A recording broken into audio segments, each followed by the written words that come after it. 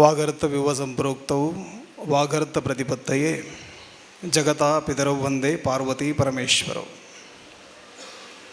ವಿಶ್ವ ಹಿಂದೂ ಪರಿಷತ್ ಮತ್ತು ಭಜರಂಗದಳ ಮಂಜೇಶ್ವರ ಇವರ ವತಿಯಿಂದ ನಡೀತಾ ಇರುವಂಥ ಈ ಧಾರ್ಮಿಕ ಸಭಾ ಕಾರ್ಯಕ್ರಮದ ವ್ಯಾಸಪೀಠದಲ್ಲಿ ಆಸೀನರಾಗಿ ಇಷ್ಟು ಹೊತ್ತಿನವರೆಗೆ ನಮ್ಮೆಲ್ಲರನ್ನ ಅತ್ಯಂತ ಪ್ರೇರಣಾದಾಯಿ ಮಾತುಗಳಿಂದ ಹರಸಿರುವಂಥ, ಜಾಗೃತಗೊಳಿಸಿರುವಂಥ ಪರಮಪೂಜ್ಯ ಗುರುಗಳಿಗೆ ತಲೆಬಾಗ್ತಾ, ಕ್ಷೇತ್ರದ ಅಯ್ಯಪ್ಪ ಸ್ವಾಮಿ ಮತ್ತು ರಕ್ತೇಶ್ವರಿ ಅಮ್ಮನವರಿಗೆ ತಲೆಬಾಗ್ತಾ ಸೇರಿರುವಂಥ ಎಲ್ಲ ನನ್ನ ಆತ್ಮೀಯ ಹಿಂದೂ ಬಂಧುಗಳೇ, ಕೇರಳ ಕೈ ಬಿಟ್ಟು ಹೋಗ್ತದೆ, ಕೇರಳದ ಕತೆ ಮುಗದೇ ಹೋಯಿತು, ಈ ರೀತಿಯ ಅನೇಕ ಸವಾಲುಗಳು ಹಿಂದೂ ಸಮಾಜದ ಪಾಲಿಗೆ ಬೀಸ್ತಾ ಇದ್ದಂಥ ಬಿರುಗಾಳಿಯ ಮಧ್ಯದಲ್ಲಿ ಕಳೆದ ಕೆಲವು ದಿನಗಳಿಂದ ಒಂದು ಬದಲಾವಣೆಯ ಒಂದು ಮಂದ ಮಾರುತ ಬೀಸ್ತಾ ಇದೆ. ಅನೇಕ ಕಡೆಗಳಲ್ಲಿ ರಾಷ್ಟ್ರವಾದಿ ಶಕ್ತಿಗಳಿಗೆ ಕೇರಳದಲ್ಲಿ ರಾಜಕೀಯಾತ್ಮಕವಾಗಿ ಜಯ ಸಿಕ್ಕಿತು ಅನ್ನುವಂಥ ಸುದ್ದಿಯನ್ನು ನಾವೆಲ್ಲ ಕೇಳಿದಾಗ ಭಾಳ ಖುಷಿಯಾಯಿತು. ನಾನು ಹೇಳ್ತಾ ಇದ್ದೆ, ಬೇರೆ ಎಲ್ಲ ಕಡೆಗಳಲ್ಲಿ ಕಮಲ ಕೆಸರಲ್ಲಿ ಅರಳಿದರೆ ಕೇರಳದಲ್ಲಿ ಅದು ಅರಳಿರುವಂಥದ್ದು ನಮ್ಮ ಕಾರ್ಯಕರ್ತರು ಹರಿಸಿರುವಂಥ ಆ ಬಲಿದಾನದ ನೆತ್ತರಿನಲ್ಲಿ ಕಮಲ ಹರಳಿದೆ. ಹಾಗಾಗಿ ಅಧಿಕಾರ ಹಿಡಿದವರು ಕೂಡ ಅದನ್ನು ಅಷ್ಟೇ ಜಾಗರೂಕತೆಯಿಂದ, ಅಷ್ಟೇ ನಿಷ್ಠೆಯಿಂದ ಈ ಮಣ್ಣಿಗೆ, ಈ ಧರ್ಮಕ್ಕೆ, ಆ ಕಾರ್ಯಕರ್ತರ ಬಲಿದಾನಕ್ಕೆ ಬೆಲೆಯನ್ನು ಕೊಟ್ಟು ಕೆಲಸ ಮಾಡಬೇಕು ಅನ್ನುವಂಥದ್ದು ನಮ್ಮ ಆಶಯ. ಕೇರಳ ಈ ಭಾಗ ಗಡಿನಾಡು, ಕನ್ನಡಕ್ಕಾಗಿ ಬಡಿದಾಟ ಮಾಡಿದಂಥವ್ರು ನಮ್ಮವರು. ಬೆಳಗಾವಿಯಲ್ಲಿ ಘೋಷಣೆ ಕೂಗಿದವರಿರ್ಬೋದು, ಬಾವುಟ ಹಾರಿಸಿದವರಿರ್ಬೋದು, ಕನ್ನಡಕ್ಕಾಗಿ, ಕನ್ನಡದ ಹೆಸರಲ್ಲಿ ರೋಲ್ ಕಾಲ್ ಮಾಡುವವರು ನಿಮಗೆ ಗಲ್ಲಿಗಳಲ್ಲಿ ಸಿಗ್ತಾರೆ.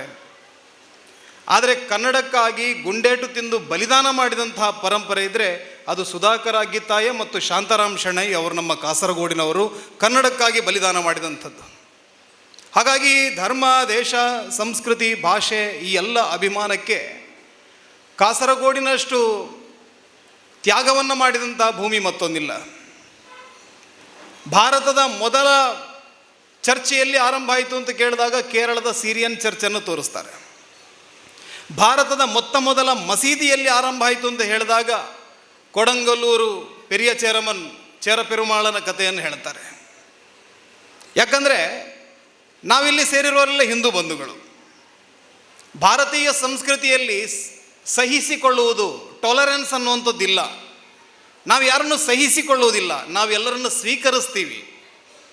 ಯೂನಿವರ್ಸಲ್ ಅಕ್ಸೆಪ್ಟೆನ್ಸಿ, ಯೂನಿವರ್ಸಲ್ ಟಾಲರೆನ್ಸ್ ಇಲ್ಲ. ಅದನ್ನೇ ವಿವೇಕಾನಂದರು ಹೇಳಿರೋದು.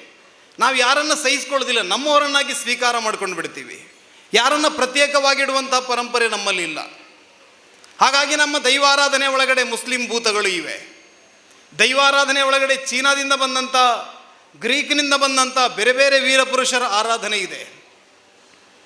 ಆ ರೀತಿಯ ಕೇರಳದಲ್ಲಿ 1921ರಲ್ಲಿ ಒಂದು ದೊಡ್ಡ ಬಿರುಗಾಳಿ ಬೀಸಿತು. ಅದನ್ನು ಮಲ್ಬಾರ್ ರಾಯ್ಟ್ಸ್ ಅಂತ ಕರೀತಾರೆ. ಮಲ್ಬಾರ್ ರಾಯ್ಟ್ಸ್, ಅದರ ಚರಿತ್ರೆ ಓದುವಾಗ ನಮ್ಮ ನೆತ್ತರು ಹೆಪ್ಪುಗಟ್ಟಬೇಕು. ಆ ರೀತಿಯದ್ದು 30-35 ಸಾವಿರ ಜನರನ್ನು ಕತ್ತಿಯ ಬಲದಲ್ಲಿ ಮತಾಂತರ ಮಾಡಿದರು. ಲಕ್ಷಾಂತರ ಜನ ತಾಯಂದರು ಗುಡ್ಡಗಾಡುಗಳಿಗೆ ಓಡಿ ಹೋಗಿ ಕಾಡು ಮೇಡುಗಳಲ್ಲಿ ಕೂತು ತಮ್ಮ ಪ್ರಾಣವನ್ನು, ಮಾನವನ್ನು ಉಳಿಸ್ಕೊಂಡ್ರು. ಕೈಗೆ ಸಿಕ್ಕಿದವರನ್ನೆಲ್ಲ ಮತಾಂತರ ಮಾಡಿದರು. ಮಂಜೇರಿಯ ದೇವಸ್ಥಾನ ಧ್ವಂಸ ಆಯಿತು. PK ಹಾಜಿ, ಅಲಿ ಮುಸಲಿಯಾರ್ ಇವರ ನೇತೃತ್ವದಲ್ಲಿ ನಡೆದಂಥ ಕೃತ್ಯ, ಹಿಂಸಾಚಾರ, ಅದನ್ನು ತಡಿಬೇಕು ಅಂತಾದರೆ ಬ್ರಿಟಿಷರು ಗೂರ್ಖಾ ರೆಜಿಮೆಂಟನ್ನು ಇಲ್ಲಿ ಕಳಿಸಬೇಕಾಯಿತು. ಆ ರೀತಿಯ ಹಿಂಸೆ. ಆವತ್ತಿನಿಂದ ಕೇರಳದ ವಾತಾವರಣ ಭಾಳಷ್ಟು ಬದಲಾವಣೆ. 1921ರ ನಂತರ ಮುಸ್ಲಿಂ ಲೀಗ್ ಬಹಳ ಬಲವಾಗಿ ಇಲ್ಲಿ ಬೇರೂರಿತು. 47ರಲ್ಲಿ ದೇಶ ವಿಭಜನೆ ಆಗುವಾಗ ಅನೇಕ ಜನರಿಗೆ ಅನ್ನಿಸ್ತು, ದಕ್ಷಿಣದಲ್ಲೂ ಒಂದು ಪಾಕಿಸ್ತಾನ ಆಗುತ್ತೆ, ಕೇರಳದ ಸೆಂಟರ್ ಆಗುತ್ತೆ ಅಂತ ಅಂದ್ಕೊಂಡ್ರು ಅವರು. ಅದಕ್ಕಾಗಿ 1946ರ ಸಾರ್ವತ್ರಿಕ ಚುನಾವಣೆಯಲ್ಲಿ ಇಲ್ಲಿರುವಂಥ ಆಲ್ಮೋಸ್ಟ್ ಎಲ್ಲರೂ ಕೂಡ ಮುಸ್ಲಿಂ ಲೀಗಿಗೆ ಮತ ಹಾಕಿರೋದು ಪಾಕಿಸ್ತಾನದ ಪರವಾಗಿ. ಮುಸ್ಲಿಂ ಮೀಸಲು ಕ್ಷೇತ್ರಗಳಲ್ಲಿ 28 ಕ್ಷೇತ್ರಗಳಲ್ಲಿ 29ರಲ್ಲಿ 28ರಲ್ಲಿ ಮುಸ್ಲಿಂ ಲೀಗ್ ಗೆಲ್ಲತ್ತೆ. ಜಾತ್ಯತೀತ ಕಾಂಗ್ರೆಸ್ 1 ಸೀಟನ್ನು ಕೂಡ ಮುಸಲ್ಮಾನರು ಇಲ್ಲಿ ಗೆಲ್ಲಿಸಲಿಲ್ಲ. ಆ ರೀತಿ ಮೆಜಾರಿಟಿಯಲ್ಲಿ ಪಾಕಿಸ್ತಾನದ ಪರವಾಗಿ ಮತ ಹಾಕಿದವರಲ್ಲಿ ಪಾಕಿಸ್ತಾನ ರಚನೆ ಆದಮೇಲೆ ಎಷ್ಟು ಜನ ಇಲ್ಲಿಂದ ಹೋದರು ಅಂತ ಕೇಳಿದ್ರೆ ಯಾರೂ ಹೋಗಲಿಲ್ಲ, ಇಲ್ಲೇ ಕೂತ್ಕೊಂಡ್ರು. ಅದಕ್ಕೆ ಸರ್ದಾರ್ ವಲ್ಲಭಭಾಯ್ ಪಟೇಲ್ ಅವರು ಮುಂಬಯಿಯ ಚೌಪಾಟಿಯಲ್ಲಿ ಭಾಷಣ ಮಾಡ್ತಾ ಹೇಳಿದರು, ನಿನ್ನೆ ರಾತ್ರಿಯವರೆಗೆ ಪಾಕಿಸ್ತಾನ ಪರವಾಗಿದ್ದವರು ಇವತ್ತು ನಮ್ಮ ನಿಷ್ಠೆ ಬದಲಾಗಿದೆ ಅಂತ ಅಂದರೆ ನಾವು ಹೇಗೆ ನಂಬೋದು? ಈ ರೀತಿಯ ಅನೇಕ ಪ್ರಶ್ನೆಗಳ ಹಿನ್ನೆಲೆಯನ್ನು ಇಟ್ಟುಕೊಂಡು ಕೇರಳ ಭಾಗದ ಹಿಂದೂ ಸಮಾಜ ಜಾಗೃತವಾಯಿತು. ಬೇರೆ ಎಲ್ಲ ಕಡೆಯಲ್ಲಿ RSSನ ಕಚೇರಿಗಳಲ್ಲಿ ಭಾರತ ಮಾತೆ, ಡಾಕ್ಟರ್ ಜಿ, ಗುರೂಜಿಯವರ ಫೋಟೋ ಇದ್ದರೆ, ಕೇರಳದ RSSನ ಕಚೇರಿಗಳಿಗೆ ಹೋದರೆ ಒಂದು 10-20 ಜನ ಬಲಿದಾನ ಮಾಡಿದಂತಹ ವೀರರ ಫೋಟೋಗಳಿವೆ.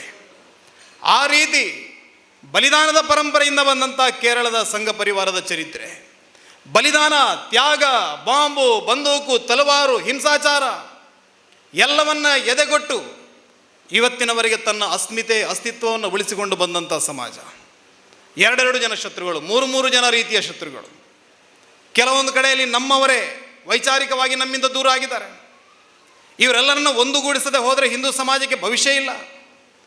ಆ ಹಿನ್ನೆಲೆಯಲ್ಲಿ ವಿಶ್ವ ಹಿಂದೂ ಪರಿಷತ್ತಿನ ಆರಂಭ ಆಯಿತು. ಹಿಂದೂ ಸಮಾಜವನ್ನು ಒಗ್ಗೂಡಿಸಬೇಕು ಅಂತ. ಸಮಾಜವನ್ನು ಒಗ್ಗೂಡಿಸೋದು ಬಹಳ ದೂರದ ಮಾತು. ನಮ್ಮ ಮಠಾಧಿಪತಿಗಳು ಕೂಡ ಸಮಾನಾಂತರವಾಗಿ ಕುರ್ಚಿಯಲ್ಲಿ ಕೂತ್ಕೊಳ್ಳೋದಕ್ಕೆ ತಯಾರಿಲ್ಲ, ಅಂಥ ಪರಿಸ್ಥಿತಿ ಈ ದೇಶದಲ್ಲಿತ್ತು. ಅದಕ್ಕಾಗಿ ಸಂತ ಸಮಾವೇಶಗಳು ನಡೀತು, ಧರ್ಮ ಸಂಸತ್ಗಳನ್ನು ಮಾಡಿದರು, ಎಲ್ಲ ಮತ ಪರಂಪರೆಯ ಸ್ವಾಮೀಜಿಗಳನ್ನು ಒಂದು ವೇದಿಕೆಗೆ ತರುವಂಥ ಕೆಲಸವನ್ನು ಮಾಡಿದರು. ಮೀನಾಕ್ಷಿಪುರಂನಲ್ಲಿ ಊರನ್ನೇ ಮತಾಂತರ ಮಾಡ್ತಾ ಇದ್ದಂಥ ಶತ್ರುಗಳ ವಿರುದ್ಧ ಆವತ್ತು ಪೇಜಾವರ ಶ್ರೀಗಳ ನೇತೃತ್ವದಲ್ಲಿ ಹೋರಾಟ ನಡೆಯಿತು. ಅವರನ್ನು ಮತ್ತೆ ಮಾತೃಧರ್ಮಕ್ಕೆ ತರುವಂಥ ಕೆಲಸವನ್ನು ಮಾಡಿದರು. ಶ್ರದ್ಧಾನಂದರ ನಂತರ ಶುದ್ಧಿ ಚಳವಳಿಯನ್ನು ಮುಂದುವರಿಸಿದಂಥ ಕೀರ್ತಿ ವಿಶ್ವ ಹಿಂದೂ ಪರಿಷತ್ಗೆ ಸಲ್ಲತ್ತೆ. ಮತ್ತೆ ಮಾತೃಭೂಮಿ, ಮಾತೃಧರ್ಮಕ್ಕೆ ಬನ್ನಿ.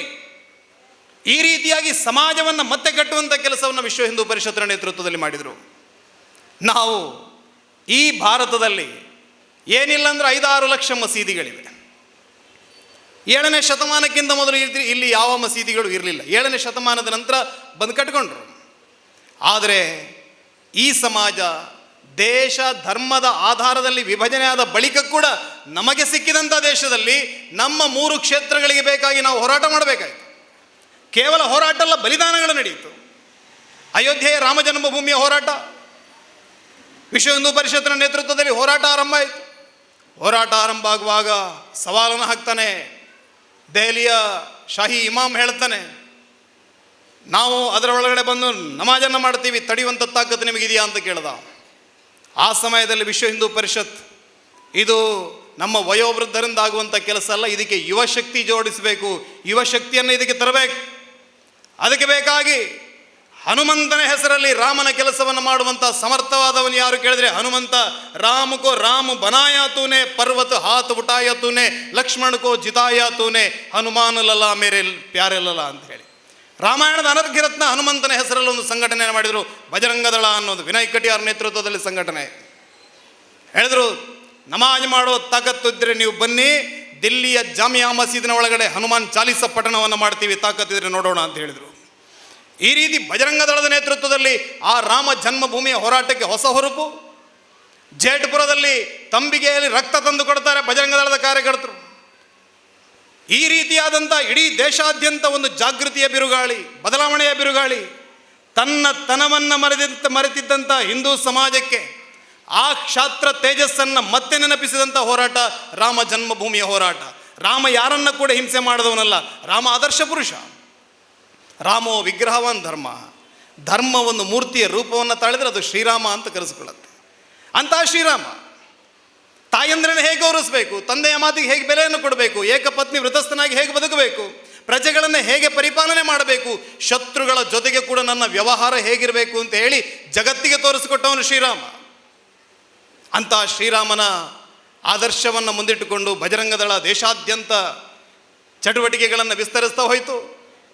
ಅನೇಕ ಕಡೆಗಳಲ್ಲಿ ಇವತ್ತಿಗೂ ಕೂಡ ಪೊಲೀಸ್ ಇಲಾಖೆಯ ಭಯ ಇಲ್ಲದೆ ಇದ್ರೂ ಕೂಡ ಬಜರಂಗ ದಳದ ಭಯ ಇದೆ. ಯಾಕಂತ ಹೇಳಿದರೆ ಆ ರೀತಿಯಾಗಿ ಸಮಾಜದ ಕೆಲಸಗಳಿಗಾಗಿ, ಸಮಾಜದ ಕಾರ್ಯಕ್ಕಾಗಿ ಕಾರ್ಯತತ್ಪರರಾಗಿರುವಂಥ ಒಂದು ದೊಡ್ಡ ಯುವಕರ ಪಡೆಯನ್ನು ಬಜರಂಗ ದಳ ಹೊಂದಿದೆ. ಸಂಘ ಪರಿವಾರದ ಅನೇಕ ಅನನ್ಯ ಜವಾಬ್ದಾರಿಗಳಲ್ಲಿ ಕೆಲಸ ಮಾಡ್ತಾ ಇರುವಂಥ ಕಾರ್ಯಕರ್ತರ ಗುರಿ ಒಂದೇ: ಈ ದೇಶದ ಹಿಂದೂ ಸಮಾಜ ಒಂದು ಸ್ವಾಭಿಮಾನದ ಬದುಕನ್ನು ಬದುಕಬೇಕು. ಜಗತ್ತಿನಲ್ಲಿ ನಮಗೆ ಅಂತ ಇರುವಂಥ ಏಕಮಾತ್ರ ಭೂಮಿ ಅಂದರೆ ಇದು ಭಾರತ. ಈ ಭಾರತದಲ್ಲಿ ನಮ್ಮ ಚತುರಂನಾಯ ಪೀಠಗಳಿವೆ. ಈ ಭಾರತದಲ್ಲಿ ನಮ್ಮ ಸಪ್ತ ಮೋಕ್ಷದಾಯಕ ನಗರಗಳಿವೆ, ನಮ್ಮ ಸಪ್ತ ಮೋಕ್ಷದಾಯಕ ಪರ್ವತಗಳಿವೆ, 12 ಜ್ಯೋತಿರ್ಲಿಂಗಗಳಿವೆ, ಚತುರ್ಧಾಮಗಳಿವೆ, 51 ಶಕ್ತಿಪೀಠಗಳಿವೆ. ಇಲ್ಲೇ ಅಯ್ಯಪ್ಪ ಮಾಲಾಧಾರಿಗಳಿದ್ದಾರೆ. ಶಾಸ್ತಾರನಿಗೆ ಸಂಬಂಧಪಟ್ಟಂಥ 6 ಕ್ಷೇತ್ರಗಳು ಯಾವ ರೀತಿ ನಮ್ಮ ಅರಿವಿಗೆ ಬಾರದ ರೀತಿಯಲ್ಲಿ ಹಿಂದೂ ಸಮಾಜವನ್ನು ಸಂಘಟನೆ ಮಾಡಿದ್ದಾವೆ ಅನ್ನೋದನ್ನು ನಾವು ತಿಳ್ಕೊಳ್ಬೇಕು. ಇವತ್ತು ನಾನು ನಮ್ಮ ಉಡುಪಿ ಕಡೆಯಲ್ಲಿ ಒಂದು ಅಯ್ಯಪ್ಪ ಸ್ವಾಮಿಯ ಶಿಬಿರಕ್ಕೆ ಹೋಗಿದ್ದೆ. ಅಲ್ಲಿ ಒಬ್ಬರು ಬ್ರಾಹ್ಮಣರಿದ್ದರು. ಅವರ ಕ್ಯಾಟ್ರಿಂಗ್ ಉದ್ಯಮವನ್ನು ನಡೆಸ್ತಾರೆ. ಅವರಲ್ಲಿ ಮಾಲೆ ಹಾಕಿದ್ದಾರೆ. ಶಿಬಿರದಲ್ಲಿ ಮಾಲೆ ಹಾಕಿದ್ದಾರೆ. ಬೇರೆ ಎಲ್ಲ ಕಡೆಗಳಲ್ಲಿ ನಾವು ಜಾತಿ ಭೇದವನ್ನು ಮಾತಾಡ್ತೀವಿ. ಆದರೆ ಅಯ್ಯಪ್ಪನ ಶಿಬಿರದ ಒಳಗಡೆ ಗುರುಸ್ವಾಮಿಯಾಗಿ ಶ್ರೀನಿವಾಸರು ಅಂತ ಅವರ ಹೆಸರು, ಅವರು ಪೂಜೆಯನ್ನು ಮಾಡ್ತಾರೆ. ಇಲ್ಲಿ ಬ್ರಾಹ್ಮಣ ಸಮಾಜಕ್ಕೆ ಸೇರಿದವರು ಆ ಉಪೇಕ್ಷಿತ ಬಂಧುವಿನ ಕಾಲನ್ನು ಹಿಡಿತಾರೆ, ಅವರಿಂದ ದೀಕ್ಷೆಯನ್ನು ತಗೊಳ್ತಾರೆ. ಈ ಬದಲಾವಣೆ ಸಾಧ್ಯ ಇರುವಂಥದ್ದು ಅಯ್ಯಪ್ಪನ ಶಿಬಿರದಲ್ಲಿ ಮಾತ್ರ. ಯಾರೂ ಇದನ್ನು ಗಮನಿಸಲಿಲ್ಲ. ಅತ್ಯಂತ ಗೌಪ್ಯವಾಗಿ ಒಂದು ಅಂತರ ಗಂಗೆಯ ರೀತಿಯಲ್ಲಿ ಇದು ಕೆಲಸವನ್ನು ಮಾಡ್ತಾ ಇದೆ. ಅಯ್ಯಪ್ಪನ ಈ ವೃತಾಚರಣೆಯ ನಿಯಮಗಳು ಹೇಳ್ತಾರೆ. ಕುಳತ್ತ ಪೂಜೈ ಅಥವಾ ಬೇರೆ ಬೇರೆ ಭಾಗಗಳಲ್ಲಿ ಮಾಲೆಯನ್ನು ಹಾಕುವಂಥ ಸಂದರ್ಭದಲ್ಲಿ ಈ ದೊಡ್ಡ ಪಾದವನ್ನು ಮಾಡುವವರು ಹಿಂದೆ ಎಷ್ಟೋ ಒಲೆಯ ಭಸ್ಮವನ್ನು ತೆಗೆದು ಅದನ್ನೇ ದೇವರಿಗೆ ಸಮರ್ಪಣೆ ಮಾಡುವಂಥ ಪದ್ಧತಿ ಇತ್ತು. ಆ ಭಸ್ಮವನ್ನು ಸಮರ್ಪಣೆ ಮಾಡೋದ್ರ ಅರ್ಥ ಏನು ಅಂದರೆ, ನಾನು ನನ್ನತನ ಅನ್ನುವಂಥ ಭಾವನೆಯನ್ನು ಸುಟ್ಟು ವೈರಾಗ್ಯ ಮೂರ್ತಿಯಾದಂಥ ಅಯ್ಯಪ್ಪನ ಉಪಾಸನೆಯನ್ನು ಮಾಡುವಂಥದ್ದು. ಅಲ್ಲಿ ಯಾವ ಜಾತಿಯೂ ಇಲ್ಲ. ಆ ರೀತಿಯಾಗಿ ಈ ಅಯ್ಯಪ್ಪನ ಚಳುವಳಿಯ ಮೂಲಕ ಸಮಾಜದಲ್ಲಿ ಒಂದು ಭಾಳ ದೊಡ್ಡ ಮಟ್ಟದಲ್ಲಿ ಹಿಂದೂ ಸಮಾಜವನ್ನು ಸಂಘಟನೆ ಮಾಡುವಂಥ, ಜಾತಿ ಮುಕ್ತವಾದಂಥ ಸಮಾಜದ ಪರಿಕಲ್ಪನೆಯನ್ನು ಕೊಡುವಂಥ ಕೆಲಸವನ್ನು ನಮ್ಮ ಹಿರಿಯರು ಮಾಡಿದರು. ಹಾಗಾಗಿ ಈ ಸಮಾಜ ಚಲನಶೀಲವಾದಂಥ ಸಮಾಜ. ಈ ಸಮಾಜದಲ್ಲಿ ಅನೇಕ ಸುಧಾರಣವಾದಿಗಳು ಬಂದರು. ಈ ಸಮಾಜದಲ್ಲೇ ರಮಣ ಮಹರ್ಷಿಗಳು ಬಂದರು. ಈ ಸಮಾಜದಲ್ಲಿ ರಾಮಕೃಷ್ಣ ಪರಮಹಂಸರು ಬರ್ತಾರೆ, ವಿವೇಕಾನಂದರು ಬರ್ತಾರೆ, ಶಾರದಾ ಮಾತೆ ಬಂದರು, ಇವತ್ತು ಮಾತಾ ಅಮೃತಾನಂದಮಯಿ ಇದ್ದಾರೆ, ಸದ್ಗುರು ಅವರಿದ್ದಾರೆ, ರವಿಶಂಕರ ಗುರೂಜಿ ಇದ್ದಾರೆ. ವಿಶ್ವಕ್ಕೆ ಕೊಟ್ಟ ಸಂದೇಶ ಏನು? ನಾವು ಯಾರನ್ನು ಹಿಂಸೆ ಮಾಡೋದಕ್ಕಿರೋರಲ್ಲ. ಇಡೀ ಜಗತ್ತಿನಲ್ಲಿ ಶಾಂತಿಯನ್ನು ಬಯಸುವಂಥ ಸಮಾಜ ಹಿಂದೂ ಸಮಾಜ. ಆದರೆ ಈ ಶಾಂತಿಯನ್ನು ಬಯಸುವಂಥ ಸಮಾಜ ಜಗತ್ತಿನಲ್ಲಿ ಅತಿ ಹೆಚ್ಚು ದಾಳಿಗಳನ್ನು ಎದುರಿಸಿ, ಅತಿ ಹೆಚ್ಚು ದೌರ್ಜನ್ಯಕ್ಕೆ ಒಳಗಾದಂಥ, ದಬ್ಬಾಳಿಕೆಗೆ ಒಳಗಾದಂಥ ಸಮಾಜ ಯಾವುದಾದ್ರೂ ಇದ್ದರೆ ಅದು ಹಿಂದೂ ಸಮಾಜ. ನಮ್ಮಷ್ಟು ದಬ್ಬಾಳಿಕೆ ದಮನ ನೀತಿಯನ್ನು ಎದುರಿಸಿದವರು ಜಗತ್ತಿನಲ್ಲಿ ಬೇರೆ ಯಾರೂ ಇಲ್ಲ. ನಿನ್ನೆವರೆಗೆ 1 ವಾರಗಳ ಕಾಲ ವೀರ ಬಾಲ ದಿವಸವನ್ನು ನರೇಂದ್ರ ಮೋದಿ ಅವರು ಘೋಷಿಸಿದರು. ಅದಾಯಿತು. ನಿನ್ನೆ 27ನೇ ತಾರೀಕಿಗೆ ಮುಗೀತು. ಇಲ್ಲಿರುವ ಅನೇಕ ಜನರಲ್ಲಿ ಕೇಳಿದರೆ ಈ ವೀರ ಬಾಲ ದಿವಸದ ಹಿನ್ನೆಲೆ ಏನು ಅಂತ ಕೇಳಿದರೆ ನಮ್ಮವರಿಗೆ ಗೊತ್ತಿಲ್ಲ. ಈ ದೇಶದಲ್ಲಿ ಔರಂಗಜೇಬ ಅನ್ನುವಂಥ ಒಬ್ಬ ಮತಾಂಧ ಅಧಿಕಾರಕ್ಕೆ ಬರ್ತಾನೆ. ಇಡೀ ದೇಶವನ್ನು ಇಸ್ಲಾಮೀಕರಣ ಮಾಡಬೇಕು ಅಂತ ಶಾಸನವನ್ನು ಜಾರಿ ಮಾಡ್ತಾನೆ. ಗೌರ್ಮೆಂಟ್ ಆರ್ಡರ್, ಇಸ್ಲಾಮನ್ನು ಫಾಲೋ ಮಾಡಬೇಕು, ಇಲ್ಲದಿದ್ದರೆ ಎಕ್ಸ್ಟ್ರಾ ತೆರಿಗೆಯನ್ನು ಪಾವತಿ ಮಾಡಬೇಕು, 2ನೇ ದರ್ಜೆ ನಾಗರಿಕರಾಗಿ ನೀವು ಬದುಕಬೇಕಾಗತ್ತೆ ಅಂತ ಹೇಳಿ ಭಾರತದ ನೆಲದಲ್ಲಿ ದಬ್ಬಾಳಿಕೆಗಳು ನಡೆದಾಗ ಅದರ ವಿರುದ್ಧ ಧ್ವನಿ ಎತ್ತಿದವರು ಗುರು ತೇಗ್ ಬಹದ್ದೂರ್. ಚಾಂದಿನಿ ಚೌಕ್ನಲ್ಲಿ ತಲೆ ಕಡಿಸ್ಕೊಳ್ತಾರೆ. ಮತಾಂತರ ಆಗಲಿಕ್ಕೆ ಒಪ್ಪಲಿಲ್ಲ ಅವರು. ಗುರು ಗೋವಿಂದ ಸಿಂಗ್ ನಂತರ ಗುರು ತೇಗ್ ಬಹದ್ದೂರ್ ನಂತರ ಗುರು ಗೋವಿಂದ್ ಸಿಂಗ್ ನೇತೃತ್ವದಲ್ಲಿ ಹೋರಾಟ ನಡೆಯಿತು. ಅವ್ರು ಹೇಳ್ತಾರೆ, ನಾವು ಬಲಿದಾನ ಮಾಡೋದಲ್ಲ, ಬಲಿ ತಗೋಬೇಕು, ಆ ರೀತಿಯ ಸಮಾಜವನ್ನು ಕಟ್ಟಬೇಕು ಅಂತ ಹೇಳಿದ್ರು.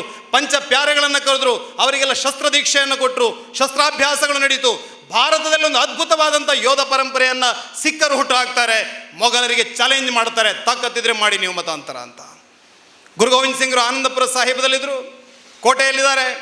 ಸರ್ಹಿಂದಿನ ವಜೀರ್ ಖಾನ್ 4 ಕಡೆಯಿಂದ ಮುತ್ತಿಗೆ ಹಾಕಿ ಕೂತಿದ್ದಾನೆ, ತಿಂಗಳಾನುಗಟ್ಟಲೆ ಮುತ್ತಿಗೆ. ಗುರು ಗೋವಿಂದ್ ಸಿಂಗ್ರು ಮತ್ತು ಒಳಗಿದ್ದವರು ಎಷ್ಟು ಕೇಳಿದ್ರೆ 100-200 ಜನ ಅಷ್ಟೇ. ಹೋರಾಟ ಮಾಡಲಿಕ್ಕೆ ಸಾಧ್ಯ ಇಲ್ಲ. ಕೊನೆಗೆ ಒಪ್ಪಂದಕ್ಕೆ ಬರ್ತಾನೆ ವಜೀರ್ ಖಾನ್. ಹೇಳ್ತಾನೆ, ಆನಂದಪುರ ಸಾಹೀಬವನ್ನು ತೆರವು ಮಾಡಿ ನಿಮ್ಮ ಜೀವಕ್ಕೇನು ಮಾಡೋದಿಲ್ಲ, ಬಿಟ್ಟು ಕೊಡ್ತೀವಿ ಅಂದರು. ಗುರು ಗೋವಿಂದ್ ಸಿಂಗ್ರು ಮಗ ಜುಂಜಾರ್ ಸಿಂಗ್, ಅಜಿತ್ ಸಿಂಗ್, ಫತೇಹ್ ಸಿಂಗ್, ಜೊರಾವರ್ ಸಿಂಗ್, ತಾಯಿ ಜಗತ್ಮಾತಾ ಗುಜರಿ ದೇವಿ, ಇವರಿಷ್ಟು ಜನ ಮತ್ತೊಂದು ಬೆರಳೆಣಿಕೆಯಷ್ಟು ಸಿಕ್ಕರು. ಕೋಟೆಯಿಂದ ಹೊರಗೆ ಬರುವುದನ್ನೇ ಕಾದಂಥ ಮುಸಲ್ಮಾನರ ಪಡೆ ಅವರ ಮೇಲೆ ದಾಳಿ ಮಾಡಿತು. ಆ ದಾಳಿ ಮಾಡುವಂಥ ಸಂದರ್ಭದಲ್ಲಿ ಜೀವ ಉಳಿಸ್ಕೊಳ್ಳೋದಕ್ಕೆ ಸಿಖ್ಖರು 4 ಮೂಲೆಗೆ ಚದರಿ ಹೋಗ್ತಾರೆ. ಗುರು ಗೋವಿಂದ ಸಿಂಗ್ರು ಮತ್ತು 2 ಮಕ್ಕಳು ಒಂದು ಕಡೆಗಾದರು, ಮುದುಕಿ ಅಜ್ಜಿ ಮತ್ತು ತನ್ನ 7-8 ವರ್ಷ ಪ್ರಾಯದ ಸಣ್ಣ ಮಕ್ಕಳನ್ನು ಕಟ್ಟಿಕೊಂಡು ಅವರೊಂದು ಕಡೆ ಆದರು. ಸಿರ್ಸಾ ನದಿಯನ್ನು ದಾಟಿ ಅವರು ಕಚ್ಚಿಗಡಿ ಅನ್ನೋ ಒಂದು ಕೋಟೆಯಲ್ಲಿ ಅವರು ಸೇರಿಕೊಂಡ್ರು. ಇವರು ಈ ಕಡೆ ಐತಿಹಾಸಿಕವಾದಂಥ ಚಮ್ಕೌರ್ನ ರಣಭೂಮಿಗೆ ಬರ್ತಾರೆ. ಇತಿಹಾಸದಲ್ಲಿ, ಭಾರತದ ಇತಿಹಾಸ ಅಲ್ಲ, ಜಗತ್ತಿನ ಇತಿಹಾಸದಲ್ಲಿ 43 ಜನ 10 ಲಕ್ಷದ ಸೇನೆಯನ್ನು ಎದುರಿಸಿದಂಥ ಉದಾಹರಣೆ ಇನ್ನೊಂದಿಲ್ಲ. ಅದು ಚಮ್ಕೌರ್ನ ಯುದ್ಧ ಮಾತ್ರ. ಸಿಖ್ಖರಲ್ಲಿ ಅಂತ ಪರಾಕ್ರಮ ಇತ್ತು. 43 ಜನ, 3 ಜನ ಗುರು ಗೋವಿಂದ್ ಸಿಂಗ್ರು ಮತ್ತು ಅವರ 2 ಮಕ್ಕಳು ಮತ್ತು 40 ಜನ ಸಿಖ್ರು, 43 ಜನ 2 ದಿನಗಳ ಕಾಲ ಹೋರಾಟವನ್ನು ಮಾಡ್ತಾರೆ. 10 ಲಕ್ಷದ ಸೇನೆಯನ್ನು ಎದುರಿಸ್ತಾರೆ. ಕೊನೆಗೆ ಅವರ ಮದ್ದಿನ ಮನೆಯನ್ನು ಸ್ಫೋಟ ಮಾಡಿ ರಾತ್ರಿ ಕಣ್ಮರೆ ಆಗ್ತಾರೆ.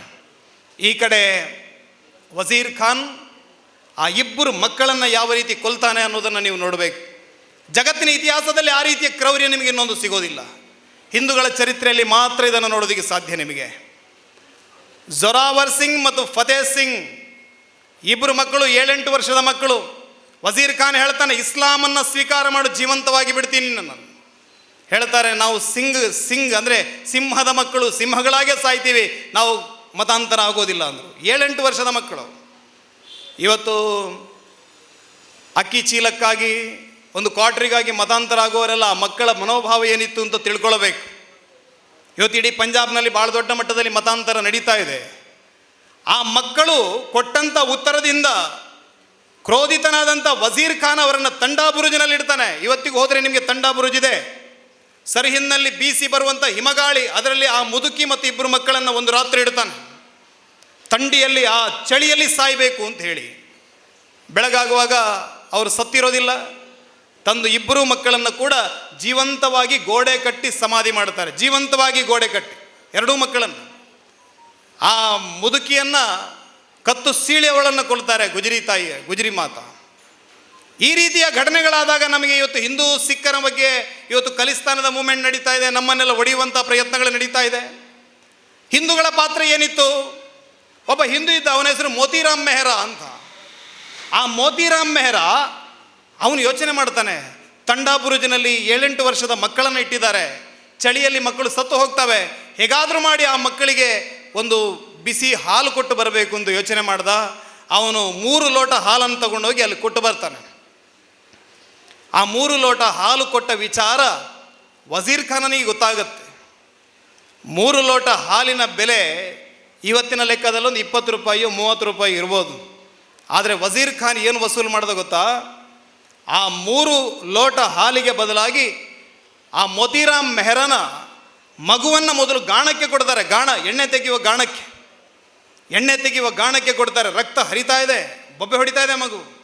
ಇನ್ನೊಂದು, ಆ ವಯಸ್ಸಾದಂಥ ಮೋತಿರಾಮ್ ಮೆಹ್ರಾನ ತಾಯಿಯನ್ನು ಕೂಡ ಆ ಗಾಣಕ್ಕೆ ಕೊಡ್ತಾರೆ. ಕೈಕಾಲು ಕಟ್ಟಿ ಗಾಣಕ್ಕೆ ಕೊಡ್ತಾರೆ, ಕಬ್ಬನ್ನು ಕೊಟ್ಟ ಹಾಗೆ. ಮೋತಿರಾಮ್ ಮೆಹ್ರಾನ ಹೆಂಡತಿಯನ್ನು ಕೊಡ್ತಾರೆ.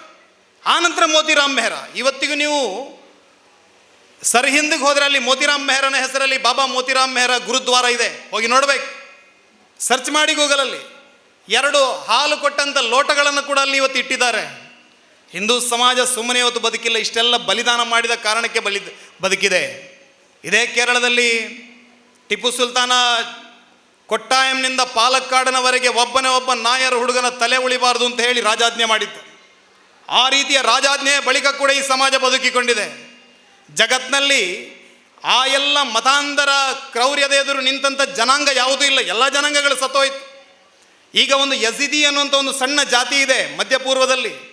ಹೇಳ್ತಾರೆ 2030 ಹೊತ್ತಿಗೆ ಆ ಇಡೀ ಜನಾಂಗವೇ ನಾಶ ಆಗೋಗುತ್ತೆ. ಇತಿಹಾಸದಲ್ಲಿ ಹುಡುಕಬೇಕಷ್ಟೇ, ಅವ್ರು ಯಾರು ಭೂಮಿಯಲ್ಲಿ ಇರಲ್ಲ, ಎಲ್ಲರನ್ನು ಮುಗಿಸ್ತಾರೆ. ಆದರೆ ಈ ಸಮಾಜ ಬದುಕಿ ಉಳಿದಿದೆ. ಬಾಂಗ್ಲಾದೇಶದಲ್ಲಿ ಜನಾಂಗೀಯ ನಿರ್ಮೂಲನೆ, ಪಾಕಿಸ್ತಾನದಲ್ಲಿ ಜನಾಂಗೀಯ ನಿರ್ಮೂಲನೆ, ಎಲ್ಲ ಕಡೆಗಳಲ್ಲಿ ಹಿಂದೂಗಳ ಹಾಹಾಕಾರದ ಧ್ವನಿ ಕೇಳ್ತಾ ಇದೆ. ಅದು ಕೇಳಿ ಕೂಡ ಸುಮ್ಮನಿರುವಂಥ ಹಿಂದೂ ಸಮಾಜ ಭಾರತದ ಒಳಗಡೆ ಇದೆ. ನಮಗೇನು ಸಂಬಂಧ ಇಲ್ಲ ಅಂತ. ಉದಯವಾಣಿಯ ಮೊದಲ ಪುಟದಲ್ಲಿ ಸುದ್ದಿ ಇರುತ್ತೆ, 2ನೇ ಪುಟಕ್ಕೆ ಹೋಗ್ತೀವಿ, 3ನೇ ಪುಟಕ್ಕೆ 4ನೇ ಪುಟಕ್ಕೆ ಹೋಗುವಾಗ ನಮ್ಮ ಸೀರಿಯಸ್ನೆಸ್ ಹೋಗ್ಬಿಡುತ್ತೆ. ನಮಗೊಂದು ಸುದ್ದಿ ಅಷ್ಟೇ ಅದು. ಆದರೆ ಅಲ್ಲಿರುವಂಥ ಹಿಂದೂಗಳು ಅವ್ರು ಯೋಚನೆ ಮಾಡ್ತಾರೆ, ನಮಗಾಗಿ ಜಗತ್ತಿನಲ್ಲಿ ಯಾರಾದರೂ ನಮ್ಮ ಸಹಾಯಕ್ಕೆ ಬರ್ಬೋದಾ, ನಮ್ಮನ್ನು ಯಾರಾದರೂ ಉಳಿಸೋದಕ್ಕೆ ಮುಂದೆ ಬರ್ಬೋದಾ ಅಂತ ಅವ್ರು ಯೋಚನೆ ಮಾಡ್ತಾರೆ. 1971ರಲ್ಲಿ ಬಾಂಗ್ಲಾದೇಶದ ಯುದ್ಧ ನಡೆಯಿತು. ಇಂಡೋ ಬಾಂಗ್ಲಾ ಯುದ್ಧ ನಡೆಯಿತು. ಯುದ್ಧದಲ್ಲಿ ನಾವು ಗೆದ್ದೆವು. ಗೆದ್ದ ನಂತರ ನಮ್ಮ ವಿಜಯೀ ಸೇನೆ ಬಾಂಗ್ಲಾದೇಶದ ಒಳಗಡೆ ಪ್ರವೇಶ ಮಾಡಿತು. General VK. ಸಿಂಗ್ ಅವರು ಅಲ್ಲಿರುವಂಥ ಒಂದು ಹಳೇ ಕಾಲದ ಒಂದು ಶಾಲೆಯನ್ನು ನೋಡ್ತಾರಂತೆ. ಶಾಲೆ, ಒಂದು ಮುರುಕಲ್ಲು ಶಾಲೆ, ಅದರೊಳಗಡೆ ಹೋದರು. ಒಳಗಡೆ ಹೋಗುವಾಗ ಇಬ್ಬರು ಪಾಕಿಸ್ತಾನದ ಸೈನಿಕರು ನಿಂತಿದ್ದಾರೆ. ಇವರನ್ನು ನೋಡಿ, ಭಾರತದ ಸೇನೆ ನೋಡಿ ಅವರು ಓಡೋದ್ರು. ಒಳಗಡೆ ಹೋಗಿ ಬಾಗಿಲು ತೆರೆದು ನೋಡುವಾಗ ಇದನ್ನು ಜನರಲ್ ವಿ.ಕೆ. ಸಿಂಗ್ ಅವರ ಆಟೋಬಯೋಗ್ರಫಿಯಲ್ಲಿ ಬರ್ಕೊಂಡಿದ್ದಾರೆ. 200-300 ಹಿಂದೂ ಮಹಿಳೆಯರು ಮೈಯಲ್ಲಿ ಒಂದೇ ಒಂದು ತುಂಡು ಬಟ್ಟೆ ಇಲ್ಲ, ನಗ್ನಾವಸ್ಥೆಯಲ್ಲಿ ಆ ಶಾಲೆಯಲ್ಲಿ ಕೂಡ ಹಾಕಿದರು. ಅದನ್ನು ಕಾನ್ಸಂಟ್ರೇಷನ್ ಕ್ಯಾಂಪ್ಸ್ಗಳು ಅಂತ, ಆ ರೀತಿಯ ಕ್ಯಾಂಪು 700-800 ಕ್ಯಾಂಪುಗಳನ್ನು ಮಾಡ್ಕೊಂಡಿದ್ರು. ಅಲ್ಲಿ ಕೇವಲ ಹಿಂದೂ ಮಹಿಳೆಯರನ್ನು ತಗೊಂಡು ಬಂದು ಅಲ್ಲಿ ಆ ಮಹಿಳೆಯರ ಮೇಲೆ ಅತ್ಯಾಚಾರ ಮಾಡುವಂಥ ಕ್ಯಾಂಪ್ಗಳು. ಅವನು ಹೇಳಿದ ಅವಾಗ general Tikka Khan, butcher of the Bengal, ಹೇಳ್ತಾನೆ, ಮೈ ತುಮಾರ ನಸಲ್ ಬದಲ್ ದುಂಗ ಅಂತ ಹೇಳಿದ ಬಂಗಾಲಿ ಹಿಂದೂಗಳಿಗೆ, ನಿಮ್ಮ ಇಡೀ ಜನಾಂಗವನ್ನು ನಾವು ಬದಲಾಯಿಸ್ತೀವಿ, ಎಲ್ಲರನ್ನು ಮತಾಂತರ ಮಾಡ್ತೀವಿ ಮತ್ತು ಸಿಂಧಿ ಮುಸಲ್ಮಾನರಿಗೆ ನಿಮ್ಮನ್ನು ಮದುವೆ ಮಾಡ್ತೀವಿ, ಬಾಂಗ್ಲಾದೇಶದಲ್ಲಿ ಒಬ್ಬ ಬಂಗಾಲಿ ಹಿಂದೂ ಉಳಿಯಲ್ಲ ಅಂತ. 31 ಲಕ್ಷ ಜನ, 3 ಮಿಲಿಯನ್ ಹಿಂದೂಗಳ ಹತ್ಯೆ ಆಗತ್ತೆ ಆ ಸಂದರ್ಭದಲ್ಲಿ. ನಮಗೆ 70 ಲಕ್ಷ ಹಿಟ್ಲರ್ ಕೊಂದಿರುವಂಥ ಯಹೂದಿಗಳ ಬಗ್ಗೆ ಇವತ್ತಿಗೆ ನಮ್ಮ ಪಠ್ಯಪುಸ್ತಕದಲ್ಲಿದೆ. ಆದರೆ 50 ವರ್ಷದ ಕೆಳಗಡೆ 30 ಲಕ್ಷ ಹಿಂದೂಗಳ ಹತ್ಯಾಕಾಂಡ ಆಯಿತು. ಯಾರೇ ಒಬ್ಬ ಅದರ ಬಗ್ಗೆ ಇವತ್ತು ಮಾತಾಡಲ್ಲ, ಅದನ್ನು ನೆನಪು ಕೂಡ ಮಾಡಲ್ಲ. ಆ ರೀತಿಯ ಕಗ್ಗೊಲೆ ಮಾಡಿದಂಥ ಪಾಪಿಗಳಿಗೆ ಭಾರತದ ಇದೇ ಹಿಂದೂಗಳು ನಾವೆಲ್ಲ ಸೇರಿ ಸಿನಿಮಾ ಟಿಕೆಟ್ನ ಮೇಲೆ 75 ಪೈಸೆ, ನಮ್ಮ ಸರ್ಕಾರಿ ಬಸ್ಗಳ ಓಡಾಟದಲ್ಲಿ 25 ಪೈಸೆ ಉಳಿಸಿ ಬಾಂಗ್ಲಾದೇಶದ ನಿಧಿಗೆ ಕಳಿಸಿಕೊಟ್ಟು ಕಟ್ಟಿದಂಥ ದರಿದ್ರ ದೇಶ ಅದು. ಆ ದೇಶ ಇವತ್ತೇನು ಮಾಡ್ತಾ ಇದೆ? ಅಲ್ಲಿಯ ಹಿಂದೂಗಳ ಮೇಲೆ ದಬ್ಬಾಳಿಕೆ ಮಾಡ್ತಾ ಇದೆ. 24% ಇದ್ದಂಥ ಹಿಂದೂಗಳು ಇವತ್ತು 2%ಗೆ ಇಳಿದಿದ್ದಾರೆ. 2%. ಒಂದು ಹೆಣ್ಣು 10-12 ವರ್ಷಕ್ಕೆ ಬರ್ತಾ ಇದ್ದ ಹಾಗೆ ಆ ಹೆಣ್ಣನ್ನು ಕಿಡ್ನ್ಯಾಪ್ ಮಾಡ್ತಾರೆ, ಮನೆಯಿಂದ ತಗೊಂಡು ಹೋಗ್ತಾರೆ. ಅಲ್ಲಿ ಅನೇಕ ಸೋನಾಗಾಜಿ ಅನೇಕ ಜಾಗಗಳಿದೆ, ವೇಶ್ಯಾವಾಟಿಕ ಕೇಂದ್ರಗಳಲ್ಲಿ ಆ ಹೆಣ್ಣು ಮಕ್ಕಳು ಸಿಗ್ತಾರೆ, ನಂತರ ಮಾರಿಬಿಡ್ತಾರೆ 5-6 ಲಕ್ಷಕ್ಕೆ. ಇದು ವಾತಾವರಣ ಬಾಂಗ್ಲಾದೇಶದ ಒಳಗಡೆ. ಆ ಬಾಂಗ್ಲಾದೇಶದಿಂದ ಬಂದು 4-5 ಕೋಟಿ ಜನ ಭಾರತದ ಒಳಗಡೆ ಇದ್ದಾರೆ. ಬೆಂಗಳೂರಿನಲ್ಲಿ 2-3 ಕಾರ್ಪೊರೇಟ್ ಎಲೆಕ್ಷನ್ಗಳಲ್ಲಿ ಅವರ ಪ್ರಭಾವದಿಂದ ಯಾರೊಬ್ಬ ಗೆದ್ದು ಬರ್ತಾ ಇದ್ದಾರೆ. ಅಷ್ಟು ಪ್ರಭಾವಿಗಳವರು. ಬಾಂಗ್ಲಾದೇಶದ ಬಾರ್ಡರ್ನಲ್ಲಿರುವಂಥ ಬಹುತೇಕ ಹಳ್ಳಿಗಳಲ್ಲಿ ಇವತ್ತು ಹಿಂದೂ ಸಮಾಜದ ಒಂದೇ ಒಂದು ಮನೆಗಳು ನಿಮಗೆ ನೋಡೋದಕ್ಕೆ ಸಾಧ್ಯ ಇಲ್ಲ, ಎಲ್ಲರನ್ನು ಓಡಿಸಾಯಿತು. ಈ ರೀತಿಯ ವ್ಯವಸ್ಥೆಯ ಒಳಗಡೆ ಬದುಕ್ತಾ ಇರುವಂಥ ಹಿಂದೂ ಸಮಾಜ ಒಂದು ವಿಷನನ್ನು ಇಟ್ಕೊಳ್ಬೇಕು. ನಾವು ಒಂದು 2070-80ರಲ್ಲಿ ನಮ್ಮ ಮಂಜೇಶ್ವರದ ಸ್ಥಿತಿ ಏನಾಗ್ಬೋದು, ನಮ್ಮ ರಾಜ್ಯದ ಸ್ಥಿತಿ ಏನಾಗ್ಬೋದು, ಬಾಂಗ್ಲಾದೇಶದಲ್ಲಿ ಆಗ್ತಾ ಇರುವಂಥದ್ದು, ಪಾಕಿಸ್ತಾನದಲ್ಲಿ ಆಗ್ತಾ ಇರುವಂಥದ್ದು, ದೂರದ ಇವತ್ತೇನು ಸುಡಾನ್ ದೇಶದಲ್ಲಿ ಆಗ್ತಾ ಇದೆ, ಪ್ಯಾಲೆಸ್ತೈನ್ನಲ್ಲಿ ಆಗ್ತಾ ಇದೆ. ಈ ಎಲ್ಲ ಮತೀಯವಾದಿ ಶಕ್ತಿಗಳು ನಾಳೆಯ ದಿನ ನಮ್ಮ ಕಾಲಕ್ಕಲ್ಲ, ನಮ್ಮ ಮಕ್ಕಳ ಕಾಲದಲ್ಲಿ ಇವರ ವರ್ತನೆಗಳು ಹೇಗಿರ್ಬೋದು ಅನ್ನೋದನ್ನು ನೀವು ಅರ್ಥ ಮಾಡ್ಕೊಳ್ಬೇಕು. ಆ ಮೂಲಕ ನಮ್ಮ ಸಮಾಜವನ್ನು ಜಾಗೃತಗೊಳಿಸುವಂಥ, ಸಂಘಟಿತಗೊಳಿಸುವಂಥ ಕೆಲಸವನ್ನು ನಾವು ಮಾಡಬೇಕು. ಇಲ್ಲದೆ ಹೋದರೆ ಈ ಸಮಾಜಕ್ಕೆ ಉಳಿಗಾಲ ಇಲ್ಲ. ಯಾರು ಇತಿಹಾಸದಿಂದ ಪಾಠವನ್ನು ಕಲಿಯೋದಿಲ್ವೋ ಅವನು ವರ್ತಮಾನದಲ್ಲಿ ಬದುಕಬಹುದು, ಆದರೆ ಭವಿಷ್ಯವನ್ನು ಕಟ್ಟೋದಕ್ಕೆ ಸಾಧ್ಯ ಇಲ್ಲ. ಭವಿಷ್ಯವನ್ನು ಕಟ್ಟೋದಕ್ಕೆ ಸಾಧ್ಯ ಇಲ್ಲ. ಒಂದು ಭವ್ಯವಾದಂಥ ಭಾರತವನ್ನು ನಿರ್ಮಾಣ ಮಾಡಬೇಕು ಅಂತಾದರೆ, ಭಾರತದ ಈ ಎಲ್ಲ ಆದರ್ಶಗಳು, ಈ ಎಲ್ಲ ನಮ್ಮ ಅನುಶಾಸನಗಳು ಉಳಿಬೇಕು ಅಂತಾದರೆ ಹಿಂದೂ ಸಮಾಜ ಬಹುಸಂಖ್ಯಾತವಾಗಿರಬೇಕು. ಅದಾಗಬೇಕು ಅಂತಾದರೆ ಏನು ಮಾಡಬೇಕು? ಅದಕ್ಕೆ ರಾಷ್ಟ್ರೀಯ ಸ್ವಯಂ ಸೇವಕ ಸಂಘ ಹೇಳಿತು, ನಮ್ಮ ಸಮಾಜವನ್ನು ಸದೃಢಗೊಳಿಸುವಂಥ ಕೆಲಸವನ್ನು ನಾವು ಮಾಡೋಣ. ಅದಕ್ಕಾಗಿ ಪಂಚ ಕಾರ್ಯಗಳನ್ನು ಹೇಳಿದರು. ಒಂದು 5 ಕೆಲಸಗಳಿದೆ, ಅದನ್ನು ಮಾಡಿ ನೀವು ಮೊದಲು ಅಂತ. ಆ ಪಂಚ ಕಾರ್ಯಗಳಲ್ಲಿ ಮೊದಲ ಕೆಲಸ ಯಾವುದು ಕೇಳಿದರೆ ಕುಟುಂಬ ಪ್ರಬೋಧನ. ನಮ್ಮ ಕುಟುಂಬಗಳನ್ನು ಸರಿ ಮಾಡುವಂಥ ಕೆಲಸವನ್ನು ಮಾಡೋಣ. ನಮ್ಮ ಕುಟುಂಬಗಳಲ್ಲಿ ನಾವು ನಮ್ಮ ಮಕ್ಕಳನ್ನು ಸರಿಯಾಗಿ ಶಿಕ್ಷಿತರನ್ನಾಗಿಸುವಂಥದ್ದು, ಮಕ್ಕಳಿಗೆ ಉತ್ತಮವಾದಂಥ ಶಿಕ್ಷಣವನ್ನು ಕೊಡುವಂಥದ್ದು, ಶಿಕ್ಷಣದ ಜೊತೆಗೆ ಸಂಸ್ಕಾರವನ್ನು ಕೊಡುವಂಥದ್ದು, ಸಂಸ್ಕಾರದ ಜೊತೆಗೆ ಸಾಮಾಜಿಕ ಆಗು ಹೋಗುಗಳ ಬಗ್ಗೆ ಮಕ್ಕಳ ಜೊತೆ ಚರ್ಚೆಯನ್ನು ಮಾಡುವಂಥದ್ದು, ನಮ್ಮ ಸಮಾಜದ ಮುಂದಿನ ಗುರಿ ಏನು, ನಮ್ಮ ಸಮಾಜ ಮುಂದೆ ಹೇಗಿರಬೇಕು ಅನ್ನೋದರ ಬಗ್ಗೆ ಸಮಾಜದಲ್ಲಿ ಆ ಮಕ್ಕಳನ್ನು ಸಾಮಾಜಿಕ ಕೆಲಸಕ್ಕೆ ತೊಡಗಿಸುವಂಥ ಕೆಲಸವನ್ನು ನಾವು ಮಾಡಬೇಕು. ಕುಟುಂಬ ಪ್ರಬೋಧನದ ಇನ್ನೊಂದು ಕೆಲಸ ಏನು ಕೇಳಿದ್ರೆ, ನಮ್ಮ ದೇಶದಲ್ಲಿ ನಮ್ಮ ಜನಸಂಖ್ಯೆ ಕುಸಿತಗೊಳ್ತಾ ಇದೆ. ನಮ್ಮ ಜನಸಂಖ್ಯೆ ಯಾಕೆ ಕುಸಿತಗೊಳ್ತಾ ಇದೆ? ಅನೇಕ ಕುಟುಂಬಗಳ ಮಕ್ಕಳು ಓದಿ ಒಳ್ಳೆಯ ಕೆಲಸದಲ್ಲಿರ್ತಾರೆ, ಆದರೆ ಮದುವೆ ಅನ್ನುವಂಥದ್ದು ಅವರಿಗೆ ಬೇಡ. ಯಾರೋ ಮದುವೆ ಆದರೂ ಕೂಡ ಅವರು ಮಕ್ಕಳು ಬೇಡ ಅನ್ನುವಂಥ ನಿರ್ಧಾರಕ್ಕೆ ಬಂದಿರ್ತಾರೆ. ಈ ಎಲ್ಲ ಕಾರಣಗಳಿಂದಾಗಿ ನಮ್ಮ ಜನಸಂಖ್ಯೆ ಕುಸಿತಗೊಳ್ತಾ ಇದೆ. ಹಿಂದೂ ಸಮಾಜದ ಅಧಪತನಕ್ಕೆ ಹೋಗ್ತಾ ಇದೆ. ನೀವು 10 ಕೋಟಿ 20 ಕೋಟಿ ಖರ್ಚು ಮಾಡಿ ದೇವಸ್ಥಾನಗಳನ್ನು ಕಟ್ತಾ ಇದ್ದೀರಿ. ದೇವಸ್ಥಾನಗಳ ವಿಜೃಂಭಣೆಯ ಬ್ರಹ್ಮಕಲಶ ಗಡದಾಗಿ ಊಟ ಮಾಡಿ ಬಂದದ್ದಾಯಿತು. ಆದರೆ ಮರುದಿನ ಸೋಮವಾರದ ದಿನ ಅದೇ ಬ್ರಹ್ಮಲಿಂಗೇಶ್ವರನೋ ಮಾಲಿಂಗೇಶ್ವರ ದೇವಸ್ಥಾನಕ್ಕೆ ಹೋದರೆ ಅಲ್ಲಿ ಗಂಟೆ ಬಡಿಯೋದಕ್ಕೆ ಜನ ಇಲ್ಲ. ಅರ್ಚಕರು ಬಟನ್ ಹಾಕಿ ಒಳಗಡೆ ಹೋಗಿ ಆರತಿ ಮಾಡಿ ಹೊರಗಡೆ ಬಂದು ಇಡ್ತಾರೆ. ಆರತಿ ತಗೊಳ್ಳೋದಕ್ಕೆ ಯಾರೂ ಇಲ್ಲ. ಹಾಗಾದರೆ ಆ ದೇವಸ್ಥಾನವನ್ನು ಕಟ್ಟಿದಂಥ ಲಾಭ ಏನು ಅಂತ ಕೇಳ್ತಾ ಇರೋದು. ಅದೇ ಇನ್ನೊಂದು ಕಡೆಯಲ್ಲಿ ಅವರು ನಮಾಜ್ ಮಾಡೋದಕ್ಕೆ ಜಾಗ ಇಲ್ಲದೆ ರಸ್ತೆಗಳ ಮೇಲೆಲ್ಲ ನಮಾಜ್ ಆಗ್ತಾ ಇದೆ. ನಮ್ಮ ದೇವಸ್ಥಾನಗಳಲ್ಲಿ ಸೋಮವಾರ ದಿನ ಮಂಗಳವಾರ ದಿನ ಹೋದರೆ ದೇವಸ್ಥಾನಗಳಲ್ಲಿ ಜನ ಇಲ್ಲ. ನಾವೊಂದು ಸಮಾಜವನ್ನು ಕೇವಲ ಬೈಯೋದು ಹೀಗೆಳೆಯೋದು ಮಾತ್ರ ಅಲ್ಲ, ಆ ಸಮಾಜದಿಂದ ಕಲಿಯೋದಕ್ಕೇನಿದೆ ಅನ್ನೋದನ್ನು ಕೂಡ ನಾವು ತಿಳ್ಕೊಳ್ಬೇಕು. ಅವರಿಂದ ಕಲಿಯೋದು ಬಹಳಷ್ಟಿದೆ. ಅವರಿಂದ ಕಲಿಯೋದು ಬಹಳ ಇದೆ. ನಮ್ಮ ಸಮಾಜ 20-24ನೇ ವರ್ಷದವರೆಗೆ ಡಿಗ್ರಿ, ಮಾಸ್ಟರ್ ಡಿಗ್ರಿ ಇದೆಲ್ಲ ಆಯಿತು. ಆನಂತರ ಯಾವುದೋ ಕ್ಯಾಂಪಸ್ ಸೆಲೆಕ್ಷನ್ ಆಯಿತು. ಒಂದು ಸೇಫ್ ಝೋನಿಗೆ ಮಗುವನ್ನು ದೂಡಿ ಬಿಡೋದು ಅಷ್ಟೇ. ಸಮಾಜದಲ್ಲಿ ಅವನು ಯಾವುದೇ ಸವಾಲನ್ನು ಎದುರಿಸಬಾರ್ದು ಅಂತ ನಾವು ಅಂದ್ಕೋತೀವಿ. ಅವನನ್ನು ಎಲ್ಲೂ ಸೋಲೋದಕ್ಕೆ ನಾವೇ ಬಿಡೋದಿಲ್ಲ. ಜೀವನದಲ್ಲಿ ಸೋಲು ಎದುರಾದಾಗ ಅವನು ಸ್ವಾಮೀಜಿ ಹೇಳಿದಾಗೆ ಹಗ್ಗ ಹಾಕ್ಕೊಳ್ತಾನಷ್ಟೇ. ಆದರೆ ಆ ಸಮಾಜ ಹಾಗಲ್ಲ. ಅವನು ಹುಟ್ಟಿನಿಂದಲೇ ಅದು ಸಂಘರ್ಷದಿಂದಲೇ ಆ ಮಗು ಬೆಳೀತಾ ಬರೋದು. ಅವನ ಜೀವನವನ್ನು ಅವನೇ ಕಟ್ಕೊಳ್ಳೋದು. ಅವನು ಸಮಾಜದಲ್ಲಿ ಹೇಗೆ ಬೇಕಾದರೂ ಬದುಕ್ತಾನೆ. ಸಮಾಜದ ಜೊತೆ ವ್ಯವಹಾರವನ್ನು ಮಾಡ್ತಾ ಅವರಲ್ಲಿ ಆ ಬಿಸ್ನೆಸ್ ಸ್ಕಿಲ್ ಇದೆ. ಅವರಲ್ಲಿ ರಿಸ್ಕನ್ನು ಹೇಗೆ ಮ್ಯಾನೇಜ್ ಮಾಡಬೇಕು ಅನ್ನೋದಿದೆ. ನಮ್ಮ ಮಕ್ಕಳನ್ನು ಆ ರೀತಿ ಬೆಳೆಸೋದಕ್ಕೆ ಸಾಧ್ಯ ಇದೆಯಾ? ಇಲ್ಲದೇ ಇದ್ದರೆ ಎಲ್ಲೋ ಒಂದು ಕಡೆಯಲ್ಲಿ ನಮ್ಮ ಈ ಮ್ಯಾಗಿ ತಿಂದುಕೊಂಡು ಪ್ಯಾಂಪರ್ಸ್ ಹಾಕ್ಕೊಂಡು ಬೆಳೆದಂಥ ಮಕ್ಕಳು ನಾಳೆಯ ದಿನ ಬಾಂಗ್ಲಾದೇಶದ ಪರಿಸ್ಥಿತಿ ಆದರೆ ನಮ್ಮ ಮಕ್ಕಳ ಪ್ರತಿಕ್ರಿಯೆ ಏನಿರ್ಬೋದು ಒಮ್ಮೆ ಯೋಚನೆ ಮಾಡಿ. ಹೀಗಾಗಿ ನಮ್ಮ ಮಕ್ಕಳಲ್ಲಿ ಆ ಆತ್ಮಸ್ಥೈರ್ಯವನ್ನು, ಆರ್ಥಿಕವಾದಂಥ ಸದೃಢತೆ, ಅದರ ಜೊತೆಗೆ ಸವಾಲುಗಳನ್ನು ಎದುರಿಸುವಂಥ ಒಂದು ಮನಸ್ಥಿತಿಯನ್ನು, ಡೇರ್ ಆ್ಯಂಡ್ ಡೆವಿಲ್ ಮೆಂಟಾಲಿಟಿಯನ್ನು ನಮ್ಮ ಮಕ್ಕಳಲ್ಲಿ ನಾವು ಬೆಳೆಸಬೇಕು. ಅದಿಲ್ಲದೆ ಹೋದರೆ ಈ ಸಮಾಜದಲ್ಲಿ ನಮ್ಮ ಮಕ್ಕಳು ಮುಂದಿನ ದಿನದಲ್ಲಿ ಬಹಳ ಅಪಾಯವನ್ನು ಎದುರಿಸಬೇಕಾದೀತು. ಒಂದನೇ ವಿಚಾರ. ಎರಡನೇ ವಿಚಾರ, ನಮ್ಮ ಸಮಾಜದಲ್ಲಿ ಒಂದು ಮಗುವನ್ನು ಈ ಸಭೆಯಿಂದಲೇ ಎಬ್ಬಿಸಿ ಒಂದು ಮಗುವನ್ನು ಸತ್ಯನಾರಾಯಣ ಕಥೆ ಅಂದರೆ ಏನು, ಅಯ್ಯಪ್ಪ ಸ್ವಾಮಿ ವ್ರತಾಚರಣೆಯನ್ನು ಯಾಕೆ ಮಾಡ್ತಾರೆ, ಅಯ್ಯಪ್ಪ ಸ್ವಾಮಿಯ ಚರಿತ್ರೆ ಏನು ಅಂತ ಕೇಳಿದರೆ ನಮ್ಮ ಮಕ್ಕಳಿಗೆ ಗೊತ್ತಿಲ್ಲ. ಯಾಕೆ ಗೊತ್ತಿಲ್ಲ ಅಂದರೆ ನಾವು ಅದನ್ನು ಹೇಳಿಕೊಡುವಂಥ ವ್ಯವಸ್ಥೆ ನಮ್ಮ ಸಮಾಜದಲ್ಲಿ ಇಲ್ಲ. ನಮ್ಮ ಮಗುವನ್ನು ಯಾರಾದರೂ 6 ಗಂಟೆಗೆ ಬೆಳಗ್ಗೆ ಎಬ್ಬಿಸಿ ದೇವಸ್ಥಾನಕ್ಕೆ ಹೋಗಿ ಅಲ್ಲೊಂದು ಧಾರ್ಮಿಕ ಶಿಕ್ಷಣ ನಡೀತಾ ಇದೆ, ಒಂದು ಗುರುಕುಲ ಮಾದರಿಯಲ್ಲಿ ನಾವು ಧರ್ಮ ಶಿಕ್ಷಣವನ್ನು ಕೊಡ್ತಾ ಇದ್ದೀವಿ, ನಮ್ಮ ಮಕ್ಕಳನ್ನೆಲ್ಲ ಕಳಿಸ್ಬೇಕು ಅಂತ ಹೇಳಿದ್ರೆ ಎಷ್ಟು ಜನ ಸಿದ್ಧ ಇದ್ದೀವಿ ನಾವು? ನಾಡಿದ್ದು ಎಕ್ಸಾಮ್ ಇದೆ ಅವಳಿಗೆ, ಅದಕ್ಕೆಲ್ಲ ನಾವು ಕಳಿಸಲ್ಲ ಅಂತ ಹೇಳ್ತೀವಿ. ಆದರೆ ಅಟ್ ಎ ಟೈಮ್ ಆ ಕಡೆಯಲ್ಲಿ ಸಮಾಜದಲ್ಲಿ ಅದು ಆಗ್ತಾ ಇದೆ. ನಾವು ಎರಡೂ ಸಮಾಜವನ್ನು ತುಲನಾತ್ಮಕವಾಗಿ ಅಧ್ಯಯನ ಮಾಡಿದಾಗ ಈ ಎಲ್ಲ ವಿಚಾರಗಳಿಗೆ ಎಲ್ಲೆಲ್ಲಿ ನಾವು ಎಡವುತ್ತಾ ಇದ್ದೀವಿ ಅನ್ನೋದಕ್ಕೆ ಅಲ್ಲೇ ಉತ್ತರ ಇದೆ. ನಮಗೆ ನಮ್ಮ ಸವಾಲುಗಳಿಗೆ ಉತ್ತರ ಅಲ್ಲೇ ಇದೆ, ಆ ಸಮಾಜದಲ್ಲಿದೆ. ಆ ರೀತಿ ನಾವು ಎರಡು ಸಮಾಜವನ್ನು ತುಲನಾತ್ಮಕವಾಗಿ ಅಧ್ಯಯನವನ್ನು ಮಾಡಬೇಕು. ನಮ್ಮ ಈ ಎಲ್ಲ ಸವಾಲುಗಳಿಗೆ ಉತ್ತರವನ್ನು ನಾವು ಕಂಡುಕೊಳ್ಳಬೇಕು. ಆ ಮೂಲಕ ಒಂದು ಭವ್ಯವಾದಂಥ ಸಮಾಜವನ್ನು ನಿರ್ಮಾಣ ಮಾಡಬೇಕು. ಹಿಂದೂ ಸಮಾಜ ಯಾವತ್ತೂ ಕೂಡ ಮತಾಂಧತೆಯನ್ನು ಬೋಧನೆ ಮಾಡಿದಂಥ ಸಮಾಜ ಅಲ್ಲ.